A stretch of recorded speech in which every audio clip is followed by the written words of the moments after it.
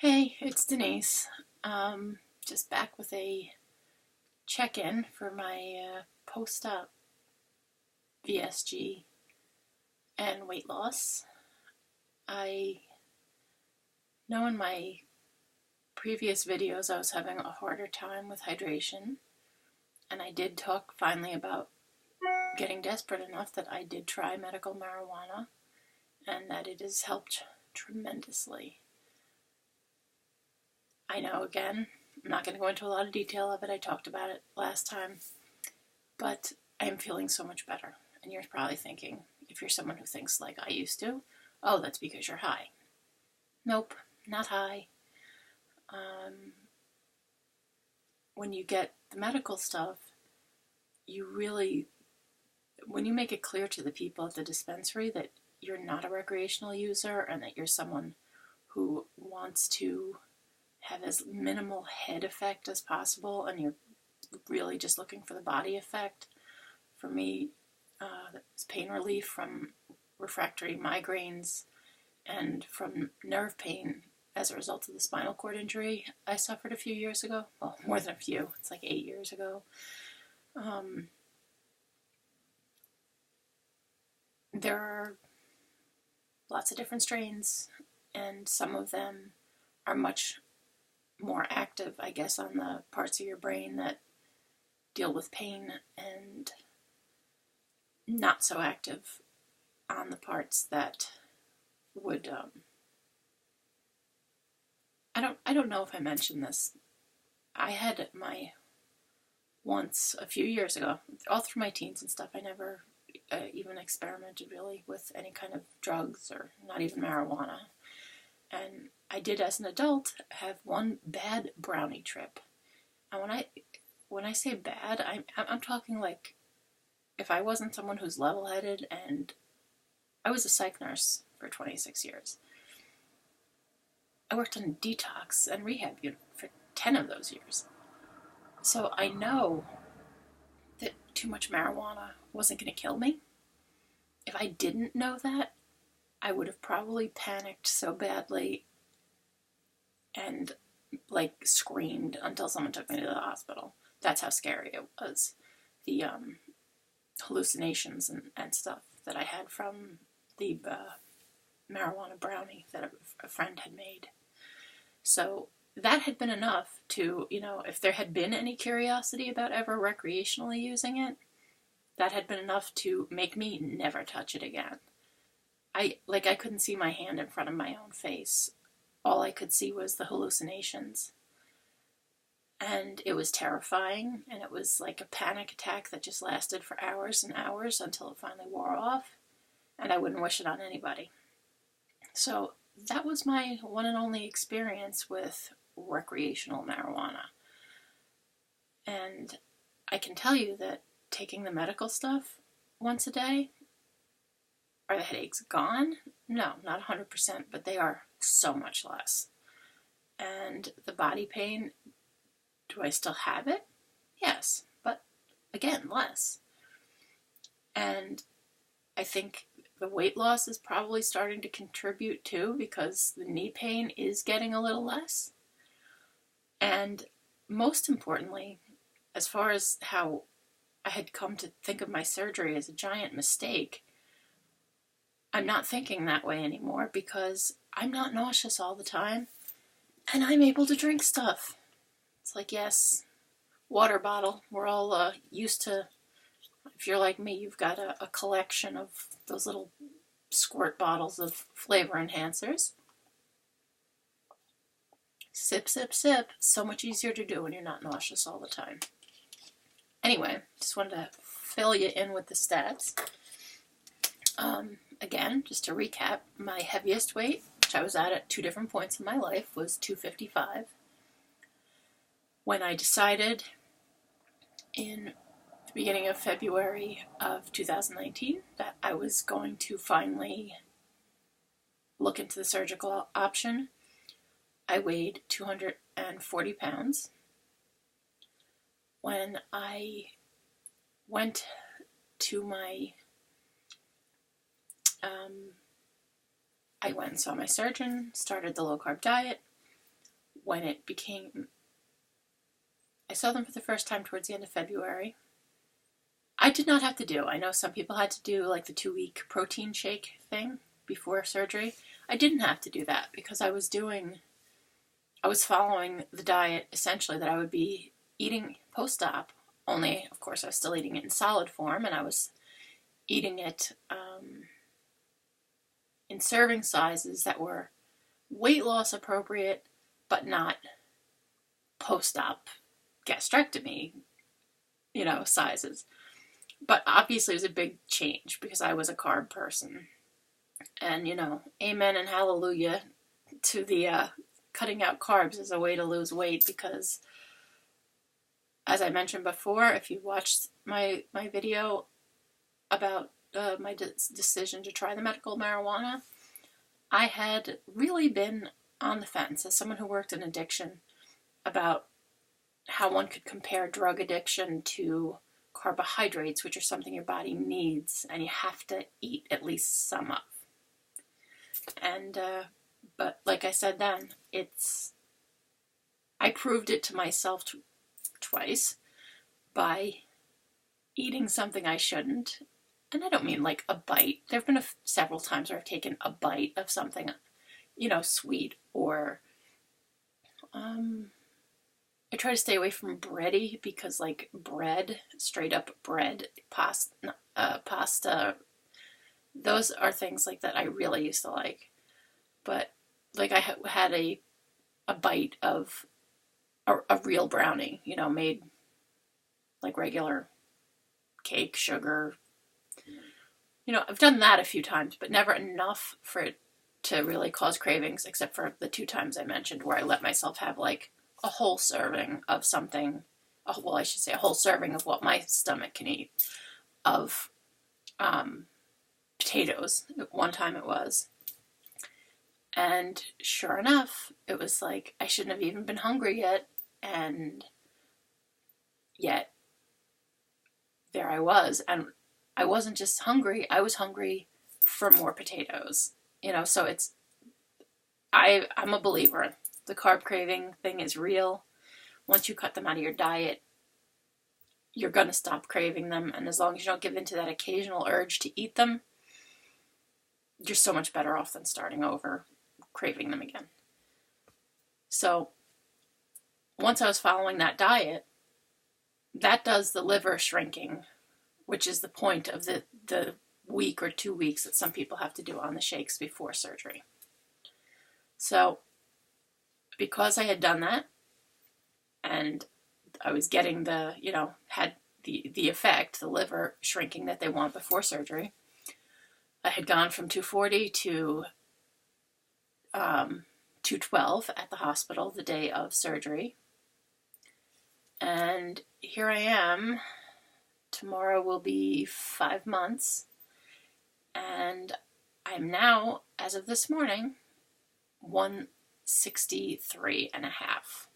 So that's like 76 and a half pounds, really, that I've lost so far between the pre-op dieting. And again, to me, that was not a liquid diet. It was like from, like, basically it was like March and April. And actually I didn't start dieting. If you watch my earlier videos, I didn't really start dieting in March because there was some concern of whether or not my insurance would cover if my BMI got any lower before surgery. So I was told to hold off on losing, cut out the carbs, but make sure I was eating enough healthy calories that I wouldn't drop too much weight. So even with that restriction, because you know how it is, once you've decided that you want to go on a diet, even for our yo-yo dieting years, while you're on that diet, you're like gung-ho for it, and like, I can skip this meal and I can, live on lettuce and all the crazy stuff we've done to ourselves.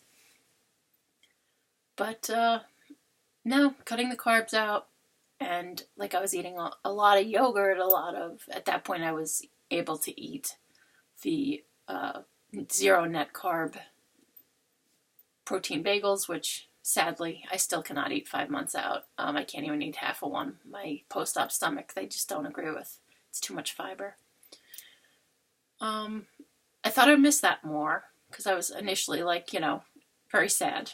It's like I thought that, I pictured myself being able to have like maybe a half a bagel with some turkey or some chicken or some kind of, protein on it. And that is not the case. Turns out maybe someday I'll be able to eat that stuff, but right now my stomach does not go for that amount of fiber.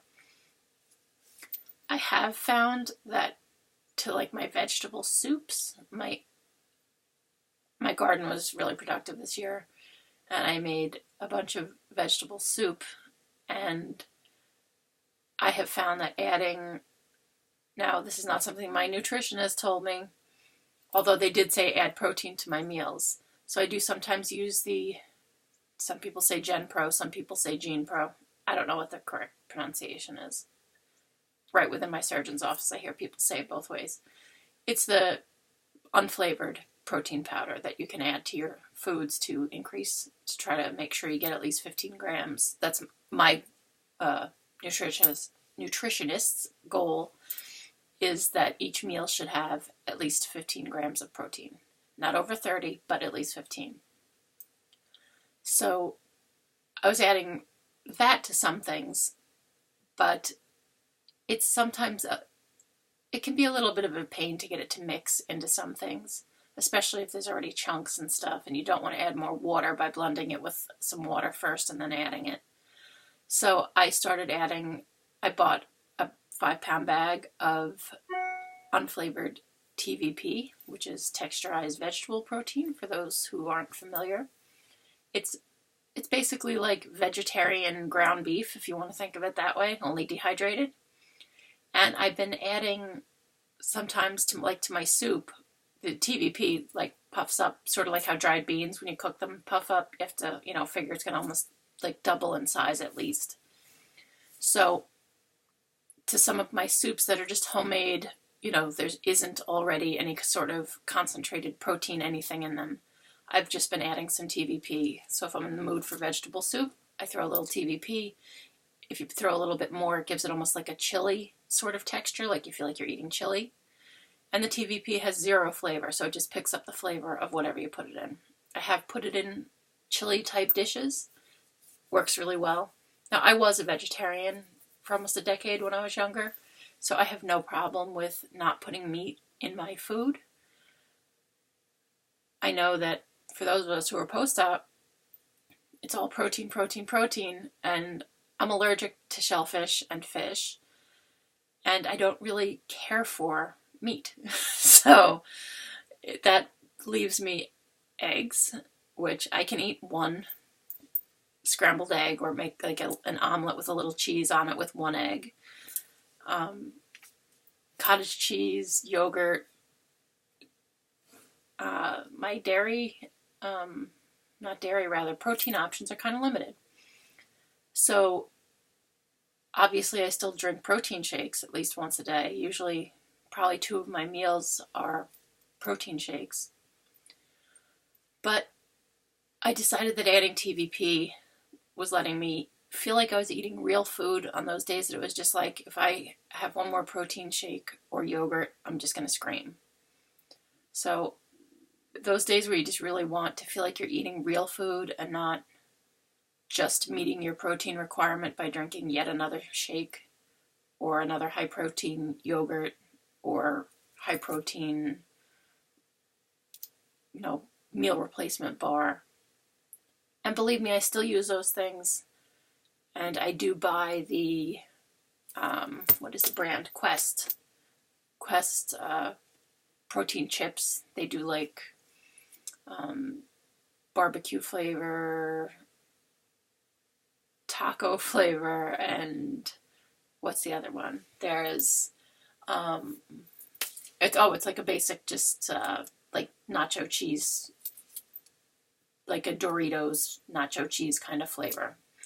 So I have had all 3 flavors, and they have, I believe it's either 14 or 15 grams of protein for a bag of them.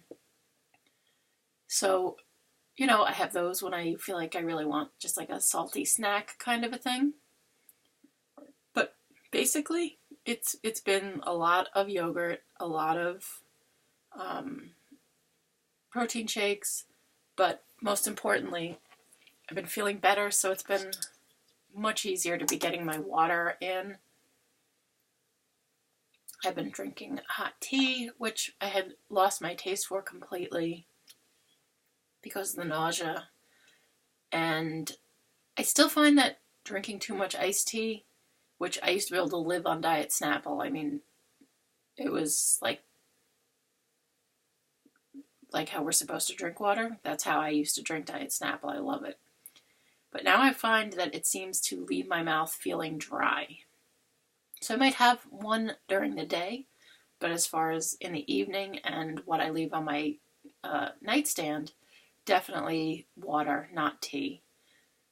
Because I do sometimes wake up during the night just because my mouth is dry, and I'll just take a couple sips of whatever is on the nightstand, and, just to get rid of that dry mouth feeling, and then I'll go right back to sleep. It's like I swear I only have to half wake up to even do it. And I guess that's it. I just wanted to say that I'm feeling a lot better. I'm still not getting the full 64 ounces of water, which I don't know if I will ever get 64 ounces of water a day in. I never did before when I did Weight Watchers, when I did, every other diet that tells you to drink all of that water. And I had a full-size stomach then, and I couldn't do it. And I also didn't like having to wake up to go to the bathroom 2 or 3 times a night because, to try to get that much water, and you're drinking it way into the late evening. Whereas I have a sleep disorder, too, actually. And I also have balance issues because of the spinal cord injury. And I noticed this light isn't really picking it up, which is, I guess, well, it's not good because I wanted you to see it.